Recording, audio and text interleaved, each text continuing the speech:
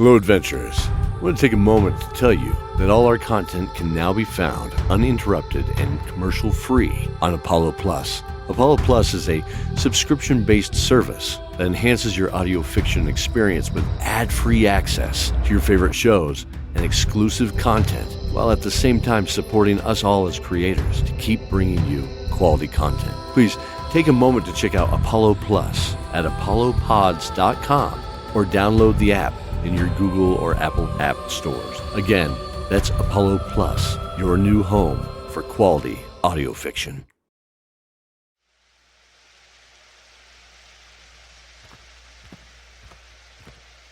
Dawn of Dragons, Season 2, Episode 8, The Deep King. Vix heard the gentle crunch of the autumn leaves beneath his feet, drifting across the smooth white marble of the stairs to the large pillared gazebo. The trees bent of their own accord towards the center, almost in reverence to the man sitting on the throne. He rose, his yellow robes cascading to the floor, gently revealing delicate golden embroidery that shrouds him in the gentle sunlight. There's no roof to the structure, only the cool autumn sky far above those tall treetops. You are an abomination to your people, he states through clenched teeth. You practice the magical arts, but at your heart are only footsteps from the dark path. For all intents, I should have you exiled. He smiles as he remembers his manners, politely pouring 2 goblets of sweet white wine. He smiles, passing one to Vix. But regaining his composure, he continues. Vix, there is a war coming. And I believe, despite all of your faults, you can still be a great asset to your people. I charge you to seek out a way to control their dragons. Do this and report back to me. Only then will I allow you to undergo your telling at the Ivory Library. I have heard of a competition taking place in a small barony to the north of here in a few days. Possibly this will put you and your cunning on the right path. His gaze and tone gets eerily serious. Those librarians are their own people, but I have kept my place among their council. And rest assured, they will not allow you through their gates unless I allow it. Vix's eyes narrowed, and in a shaking tone states, Yes, Lord Hyro. Hyro turned away, looking out into the red and gold forest. Do not fail me or be discovered, for I cannot help you. He stands up and motions for the guards to lead him away.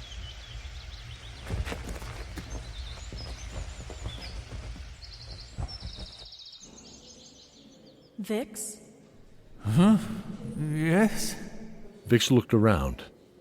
The dream from last night was still haunting him. We were just talking Your about... friends were just saying, Space Case, that you may be familiar with this symbol. The King's Marshal held up a scrap of parchment, burned at one end with a dark red S-shaped symbol was painted. He scanned the room, embarrassed at his drifting off. They stood in a granite chamber with a large map of the city on a dark wooden table. Torches lit the walls, and the smell of a sweet oil was burning in the large ironwork brazier hanging by thick chains above their heads.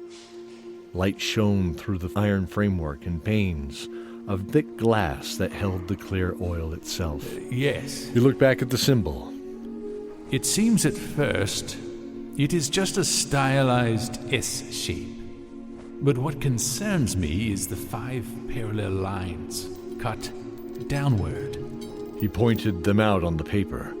Ending in arrowheads. That's usually one thing. That's a glyph of summoning. They all looked at each other uneasily. Where did you get this? It was found in the King's throne room. The paper style seems to predate my time as Marshal. Cordelia stepped forward with a hand outstretched. May I? The marshal handed her the parchment. Cordelia passed a hand gently over it. The edges of the parchment glowed with a blue light. This is blood, but from about a quarter century ago. Has it been that long? What is it, Marshal? Many years ago, the king took a bride. She's different than most of us as she's a wizard. Keeps to herself. But I bet she knows what this means. She spun on her heels, snapping her fingers. Oh, that's it. Go to the keep. Find out from her what she knows. They all nodded. The guards are told to attack anyone crossing the bridge.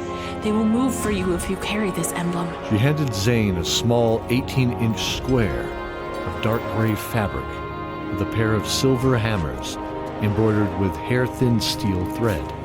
She turned on her heel to leave them, pausing at the door, looking over her armored shoulder. Please, bring us back our king.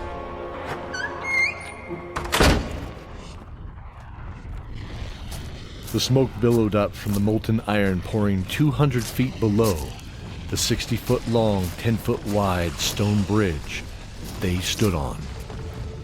SKOTMIR knew without looking it was being funneled partially into the huge furnaces in the city behind them. Similar methods were used in the Garnet Mountains, he called home, but nothing this grandiose. Their minds were geared towards more of the rich gemstone deposits that riddled with gold and the occasional platinum veins. His people relied on trade for most of their raw iron. Well, seems we have a welcoming committee. Benedict gestured cautiously towards the 5 rows of dwarf infantry standing at attention on the other side of the bridge. An intimidating sight, to be sure. The helms only allowed the white beards and their red eyes to show across all 50 soldiers. Short fighting spears with broad-bladed heads were held in one hand, and tall square shields were secured to the other. Here goes nothing. ZANE mumbled, taking out the cloth, almost wincing behind it, as it was displayed with 2 hands in front of him. The officer in the front rank stepped forward, to the right standing 90 degrees from their path. Make way for the marshal's envoy. ZANE looked back at Cordelia with a chuckle, now a cocky swagger in his step. As they crossed the stony courtyard, the soldiers parted, allowing the group to enter. Jade looked behind her and saw the ranks close behind them as they walked. They were in perfect form, like the flow of a slow-moving rock slide. Upon reaching the 20-foot-tall twin doors, 2 guards worked a hand wheel on either side which swung them open.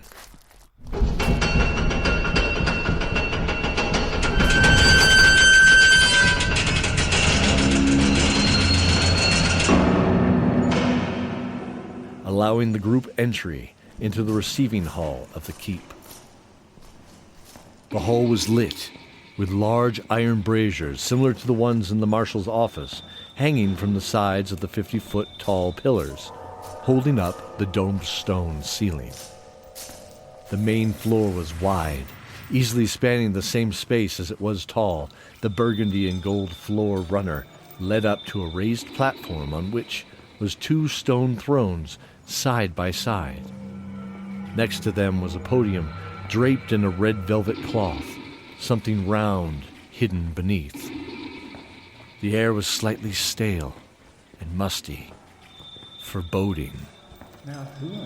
ERALIN saw the guards scattered in the hall look at each other with a look of concern.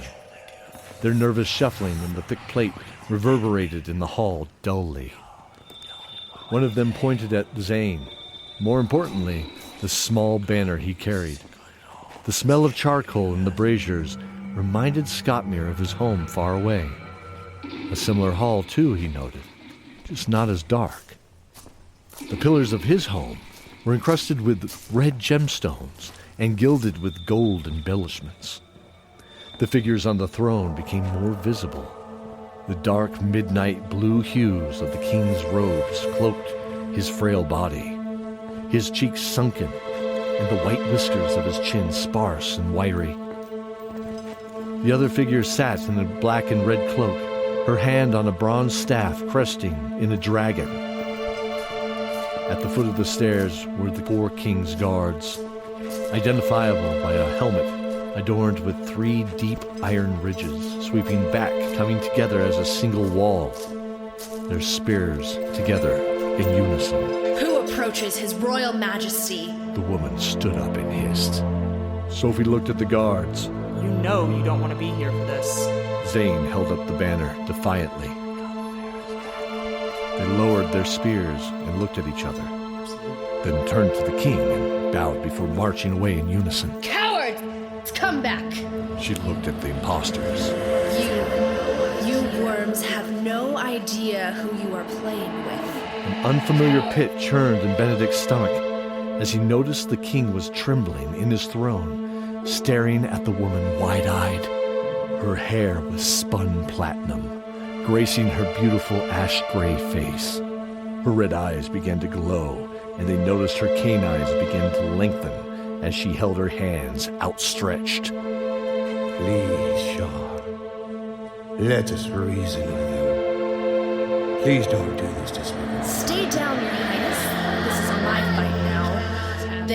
Black, leathery wings sprouted from her back.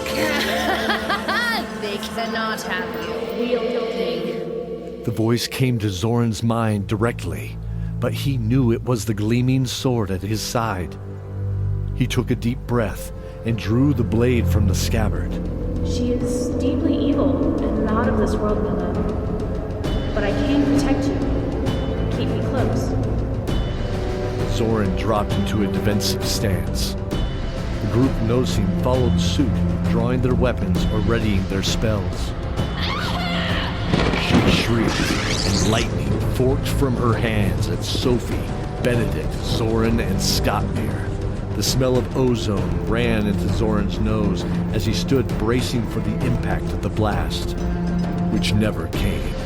He looked and saw SKOTMIR drop to her knees as Benedict and Sophie were blown backward, sliding on the stone floor. Vix and Cordelia both fired off 6 blue fiery bolts that slammed into SHAR's body, followed by a volley of well-placed arrows from JADE and ERALIN's bowstrings.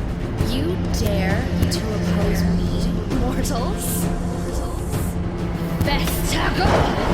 Flapping her hands together, a thunder wave rocked out, knocking everyone to the ground, their ears ringing. Zorin saw ZANE braced against the podium's wall below SHAR and out of sight in the shadows. He nodded at Zorin, his 2 orcish daggers drawn. Zorin knelt there for a moment. Get up. Go to her, my love. Zorin began to stand, only to be greeted by a blast of blue fire. SHAR shrieked as the torrent hit Zorin, only to be split around his body by the sword in his hands, glowing with holy radiance. What? It can't be. The king was at the shrouded podium, clutching the velvet drape. We must call Beryl! Yes, do it. Throwing off the cover revealed a black stone the size of a large melon. It seemed to rotate with a greenish-blue glow from deep within. Zorin froze in recognition. The king placed both hands on the stone, throwing his head back as a blast of energy filled his being. Beryl! Come to our aid! ERALIN felt his heart clutch, freezing him in place. He couldn't take his eyes off the glowing stone.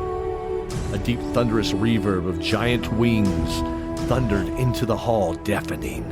A deep roar rolled through the hall as they all froze in place. A massive, gargantuan, serpentine form burst through the doors behind them, its deep green scales in contrast to the mustard yellow underbelly and webbing of its wings. 80 feet, from nose to tail, wingtip to wingtip, it struck horror into the hearts of the adventurers. No, Cordelia was racked with fear. the green dragons, they're gone. Yes, Driven from the forest they once ruled by their traitorous silver brothers and sisters. SHAR leaned over the railing at Cordelia. But they are with us now, the Sunless. Great dragon crawled towards the podium, barely reaching the ceiling with its back.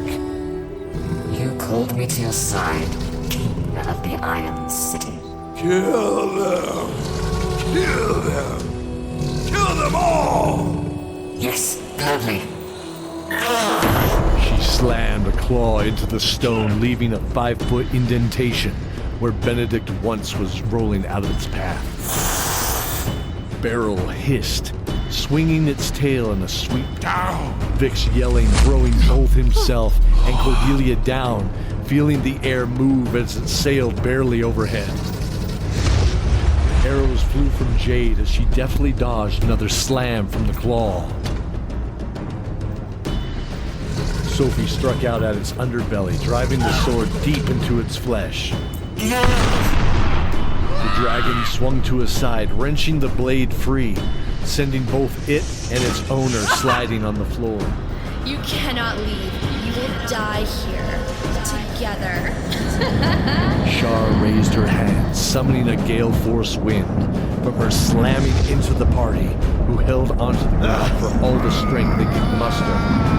Behind the dragon, a rift opened up, showing a night sky swirling as it was framed in fire. My love, look at the king. ZORIN saw a shape appear behind the king with 2 gleaming daggers out of the shadows. ZANE struck the king down in a single blow, pushing him to the side. You deceiver! ZANE drove the orcish blades into the stone.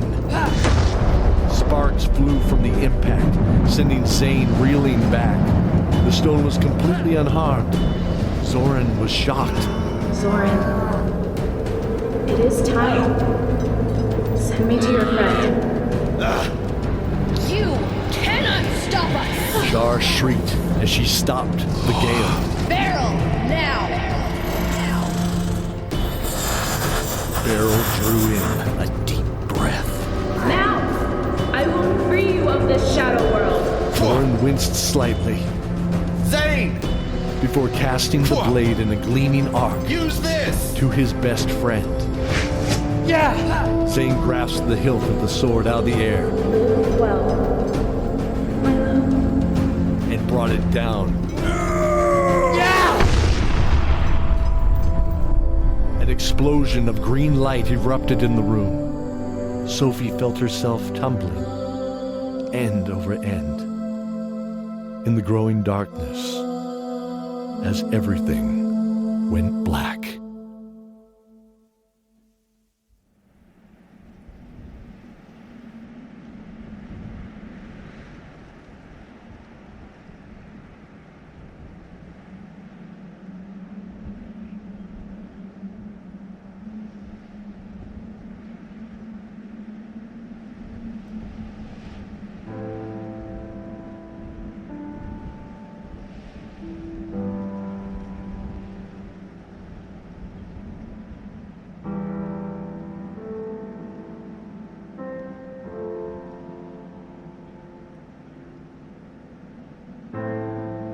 The King of the Grey Dwarves is played by Daniel French from Chronosphere Fiction Podcast and Fishbonius Sound Design.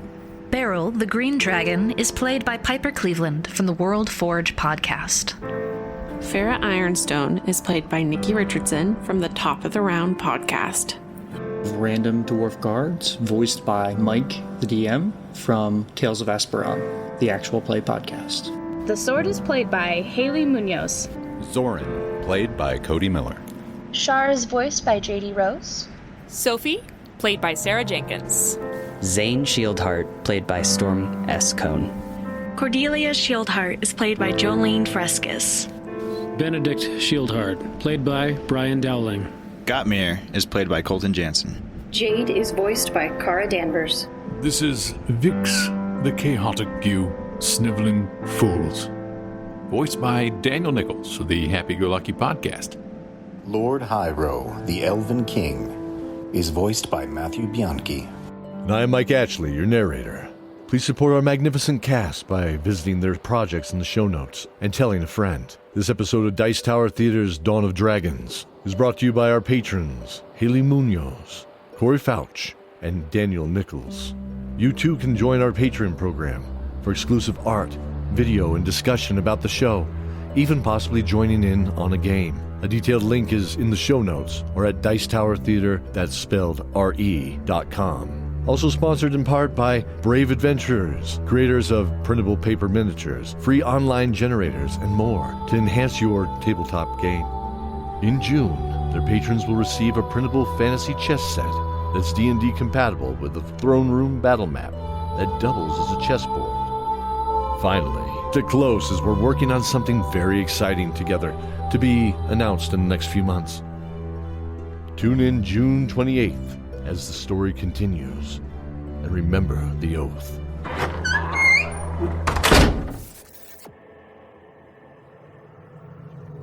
An anthology of stories in a universe of universes. A podcast called Chronosphere Fiction. Immerse yourself in the worlds of Gafgarn the Eternally Unfurnished. Monday through Friday at the Smith's residence. Thicker than water. These and more are waiting for you on the podcast, Chronosphere Fiction. Hey guys, my name's Kenan. I'm the Dungeon Master of Top of the Round. We are an original and fully produced sandbox-style D&D 5e actual play podcast that prioritizes roleplay and storytelling. Come with us to Ishnar, a dark world filled with secrets, history, and lore. Wait, are people listening to us? Hi, people! Where are the people? I don't know. I don't see them. I don't see them either. People! Where are they? Oh my god, we have to find them! My crossbow is ready. Are you sure we need to find these people? Or will they find us? Show yourselves! I'm not sure how I know this, but you can find us where you find podcasts? Whatever those are. Mondays? What day is it? Don't know. Hi, I'm Mike, the storyteller from Tales of Asperon. On this clear night, you find yourself at a makeshift camp within the Whiteleaf Wood. Beside you, an older gentleman sits on a log with a book, writing of its own accord. The light from the stellar rings surrounding the planet bring a pleasant glow to this person's scarred face. This story is about 4 young folks who cross paths in the simple town of Homestead, on the frontiers of Asperon. Together, these kids save a poisoned man on the street, believing him to be a hero of sorts. Little did they know, this kindness would unravel their lives into a heap of trouble. You see, Asperon is filled with danger. The Hearthlands will melt your body to its very bones, and titanic beasts roam the jungles and forests. Though the frontier is the worst of all. It has no kings, queens, or country, just people. People who will take whatever they want. The frontier, well, it's where heroes are forged. And I hope these kids have what it takes to make it through the fire. Hello, adventurers. If you enjoyed that preview of our 5th edition Real Play podcast, check out our website at www.toapodcast.com. You can also find us on Apple, Google, Spotify, and most of the other free podcasting apps.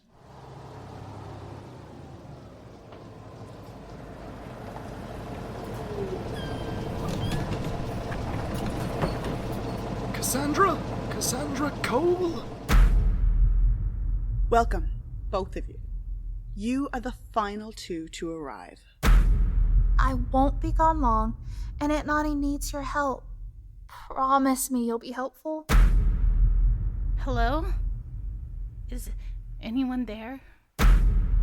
Screechers? The family reputation is at stake, son. The visual arts may lack relevance. Wait, what is that? Governor's School for the Arts at Walnut Grove. The Happy-Go-Lucky Podcast, producers of Charlie Saves Christmas, bring you our next heartwarming adventure, Cassie and the Spectral Shade.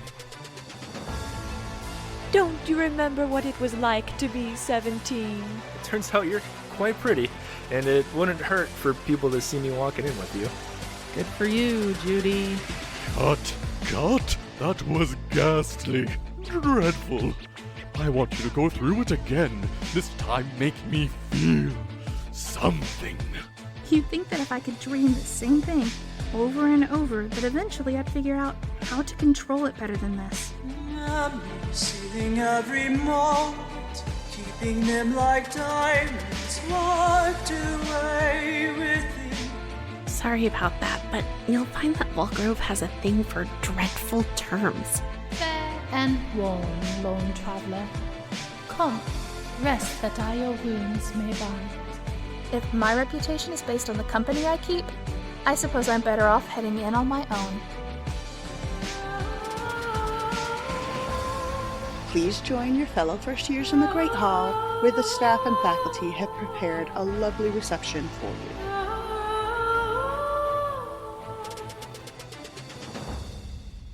And you can call me Cassie. Cassie Cole. Sorry I didn't mention it earlier.